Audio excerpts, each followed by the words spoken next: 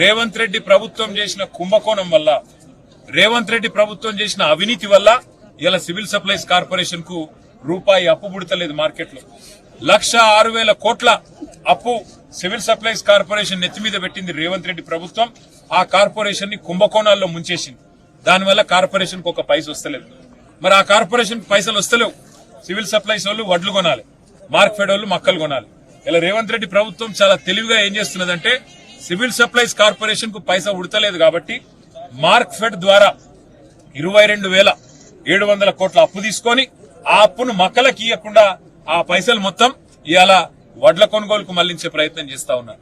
దానివల్ల ఇవాళ నెల రోజుల కింద తెచ్చిన ధాన్యం 15 రోజుల కింద జోకి కొన్నా రూపాయి ఇంతవరకు పడలేదు. అర పైసా కూడా ప్రభుత్వం ఇవ్వట్లేదు. అంటే కుంభకోణాల్లో కూరుకుపోయిన ప్రభుత్వానికి ఇవాళ ఉన్న పరిస్థితి ఏంది అంటే మార్కెట్ లో అప్పు పుట్టదు, కనీసం ధాన్యం కొనే తెలివి లేదు. అటు వరి ధాన్యం గాని ఇటు మక్కలు గాని కొనే తెలివి లేదు.